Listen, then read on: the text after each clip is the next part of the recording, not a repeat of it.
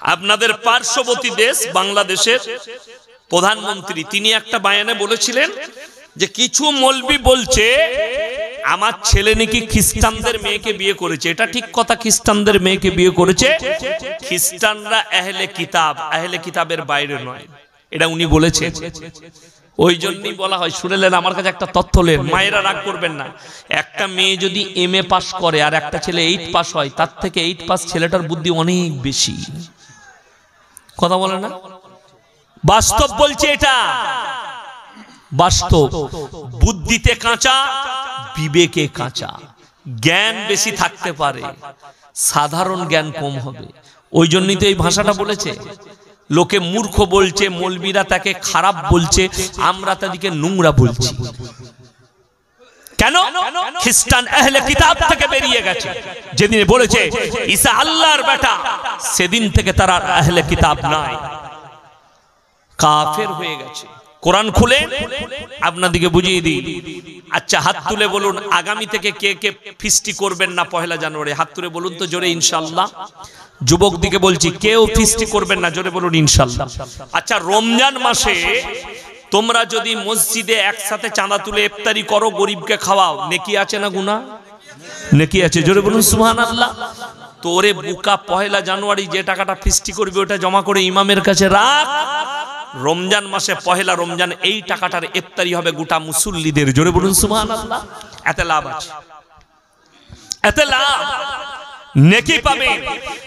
একটা রোজদারকে কেউ যদি রোজা খোলায় 30টা রোজদারের সমান নেকি তার নামায় আমলে আল্লাহ লিখবেন, জোরে বলুন সুবহানাল্লাহ। তো আপনি 1 জানুয়ারি পালন করছেন, কোরআন খুলে আমার আল্লাহ রাব্বুল আলামিন কোরআনে বললেন গায়রিল মাগযুবি আলাইহিম ওয়ালাদ-দাল্লিন। মাগযুম মানে ইহুদি, আর দাল্লিন মানে হচ্ছে নাসারা। এই দুটো দলই পদভ্রষ্ট এবং এদের যারা অনুসারী হবে তারাও পদভ্রষ্ট হবে। এদের যারা অনুসারী হবে আমার আল্লাহ কোরআনে বললেন তারাও পদভ্রষ্ট। কেউ এদের অনুসারী হবেন না, জোরে বলুন ইনশাআল্লাহ। রাসূলের অনুসারী হন, আলেমদের অনুসারী হন। কষ্টটা আমাদের মৌলবীদের কখন লাগে জানেন? সেলফি তুলে জলসায় গেলে বলে হুজুর একটা সেলফি লুবো, সেলফি তুলে আমাদের চুল কাটে শুয়োরের মাথার। ঠিক বললাম না? যুবকরা সেলফি তুলে আমাদের প্যান্ট পরে ছিঁড়া, কষ্টটা ওই জায়গায় লাগে। আজকে শুনেলেন আমরা হারাম হালাল বুঝতে পারিনি, মুসলিমদের ছেলেরা হারাম কিরকম বুঝেছে বলে দিই, হারাম হালাল শুনেলেন। যারা আছেন দোয়া কবুল হওয়ার জন্য শর্ত হচ্ছে হালাল খাবার। সবাই খাবেন, জোরে বলুন ইনশাআল্লাহ। হ্যাঁ, হালাল খাবার হচ্ছে শর্ত দোয়া কবুলিয়াতের জন্য। তো চলুন, মুসলমান ছেলে হালাল হারাম কিরকম বুঝেছে। আপনাদের মুর্শিদাবাদের ছেলে অনেক লড়ি চালায় না, ট্রাক চালায়। আমার এলাকার বর্ধমানের ছেলেরা বালির লড়ি চালায়, পাথরের লড়ি চালায়। তো দুটো মুসলমানদের ছেলে হোটেলে দাঁড়িয়েছে, দাঁড়ানোর পরে হোটেলে ঢুকেই বলছে 1 বোতল মদ দে তো ভাই। মদটা খেয়ে নিল, তারপরে বলছে রুটি আর মাংস নিয়ে আয়। যে হোটেলের কর্মচারী আছে বেচারা রুটি আর মাংস এনেছে। যখন রুটি আর মাংস এনেছে তখন বলছে মুরগিটা জবাই না কাটা। আলা মার হারাম করকে জুতো করে। আচ্ছা, যে মদ খেয়েছে তার রেটে জেনে লাভ আছে কেন? মদটা হারাম আর মুরগিটা জবাই খেলেই হালাল হয়ে যায়? তুই তো প্রথমেই হারাম চালিয়েছিস। এই হচ্ছে মুসলমানের হাল। আরো একটা ডোজলেন, আপনি শুনে গেলেন ইয়াসিন ভাই এসে আমাদের মাদ্রাসায় জলসায় বলে গেলেন জবাই করা মাংস খেতে। আজকে সকালে আমার মাদ্রাসায় একটা কসাই এসেছিল, যাই হোক মাংসে গরু করেছিলাম, সে গোশপোষ দেয়, আমাদেরই বন্ধু মানুষ। তাকে আমি একটা তথ্য দিলাম, আমি 100টা কসাইয়ের মধ্যে 95 জন বেনামাজি নেমো খারাম কসাইরা। ঠিক বললাম না ভুল বললাম? সবাই কি বলি নাই, 95টা বললাম। নামাজ পড়ে না, কিছু কিছু মাল আছে সে তো মদই চালায়। কি বললেন? কসাই মদ খায়। আল্লাহ তাদেরকে হেফাজত করুক, বলুন আমিন। আপনি এটাও ভাববেন কোন লোকটার কাছে মাংস খাচ্ছি। ওই জন্য আমাদের দেশে অনেক নিয়ম আছে, যার কাছে গোশত কিনে না। কেউ যদি মুয়াজ্জিনকে দিয়ে ইমামকে দিয়ে গরু জবাই করায় কোনো কসাই, তার কাছেই মাংস লোকে কিনে। কথাটা বুঝতে পারেন? আমার মাদ্রাসার ছাত্র বাবুর্চি শিক্ষককে ডেকে নিয়ে গিয়ে যে জবাই করায় আমি তার কাছেই মাংস নিই বাড়ি, তাছাড়া নেব না। যাত্রার কাছে মাতাল করবে না গাঁজাখোর, শুনেলেন আমার ভাই? আপনি এটা বুঝলেন যে আমাকে জবাই করা মাংস নিতে হবে। সকালবেলায় বাজারে গেলেন, গিয়ে বললেন ভাই আমাকে জবাই করা মাংস দিতে 1 কিলো। হুজুর বলে গেছে জবাই করা মাংস কিনছেন, কিন্তু টাকাটা আবার সুদের টাকা, একই ব্যাপার দাঁড়িয়ে গেল। কথাটা বুঝাতে পারলাম? এরপর সুদের বায়ান করলে কি হবে জানেন? সকালবেলায় আপনাদের দেশে যত চায়ের দোকান আছে বলবে বাজে হুজুর এনে নিবে, ওটা ফালতু লোক। কারা বলবে? সুদখোর মাল কটা বলবে, ওরা গাল দিবে। তো অসুবিধা কিছু নাই, আমি এমনি গাল খাওয়া বক্তা, তোমরা গাল দাও, আমি দোয়া দেবো তোমাদের লেগে। আল্লাহ তোমাদেরকে হিদায়াত দেখ, এর থেকে বড় দোয়া আমার কাছে আর কিছু নেই। আমার আল্লাহ রাব্বুল আলামিন কোরআনে বললেন ওয়া হাল্লাল্লাহুল বাইয়া ওয়া হাররামার রিবা। হে আমার নবী বলে দাও ব্যবসাকে হালাল করেছি আর তোমাদের জন্য সুদকে হারাম করেছি। কেউ যদি 1 টাকা সুদ খায় নিজের মায়ের সঙ্গে 36 বার জিনা করার সমান পাপ হবে। নাউজুবিল্লাহ বলেন। যারা সুদ খান তাদেরকে অনুরোধ করে আমি বলে যাচ্ছি, বিনতি করে হারাম ইস্তেগফার করলেন, জীবনে আর সুদ খাবো না। 1 টাকা সুদ খেলে মায়ের সঙ্গে 36 বার জিনা করার সমান পাপ হবে।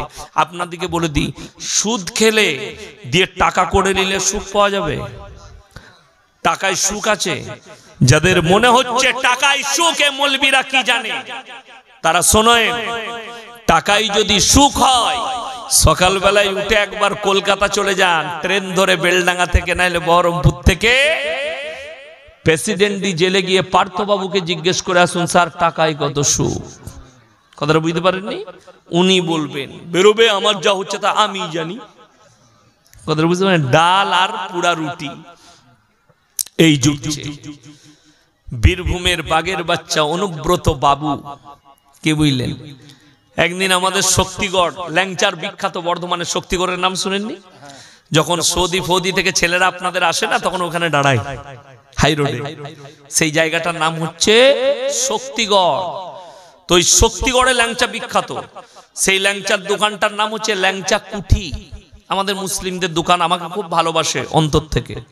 যাই হোক, এখন তিনার মালিকের ছেলে দুজনাই অসুস্থ, আল্লাহ তিনাদিকে সুস্থতা দান করুক, বলুন আমিন।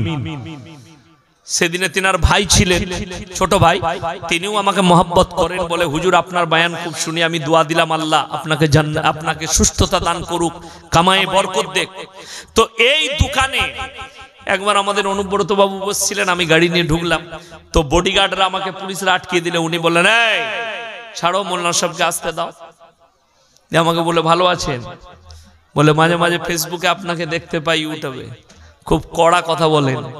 আমি মালটাই কড়া, কিছু করার নাই। বলে হ্যাঁ হ্যাঁ হ্যাঁ।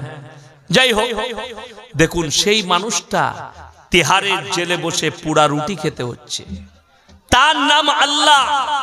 আপনাদের বর্তমানে এই এলাকায় 150 বিঘে জমির মালিক কেউ আছে? কথা বলে না?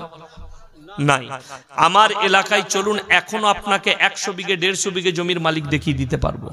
আছে, 3 ভাইয়ের নামে আছে, 4 ভাইয়ের নামে আছে। যদি একজনের নামে থাকে তা ভেস্ট হয়ে যাবে, ওই জন্যে 4 ভাই 5 ভাইয়ের নামে করা আছে, কিন্তু 150 বিঘে জমির মালিক আছে। আমি আমার চোখে দেখতে 100 বিঘে জমির মালিক আমার গলসি থানায়, তাদের আর 1 কাঠাও জায়গা নাই, তাদের ছেলেরা চায়ের কাপ ধুচ্ছে, তার নাম আল্লাহ। যারা মনে করছেন টাকায় সুখ পাওয়া যায়, আপনাদেরকে অনুরোধ করে বলে যাচ্ছি, আমাদের সমাজে সব থেকে কম বেতন কার?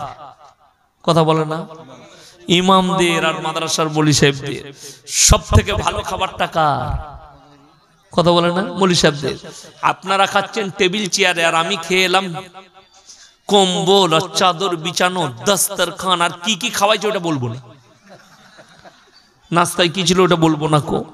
কেন আমি বলবো না, কিন্তু আমাদের দস্তরখান দামি দস্তরখান।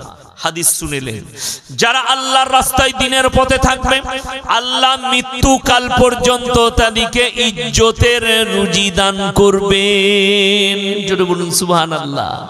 আল্লাহর রাস্তায় দিনের পথে আসুন, আল্লাহ ইজ্জতের রুজি দিবে। টাকাটা বড় জিনিস নয়।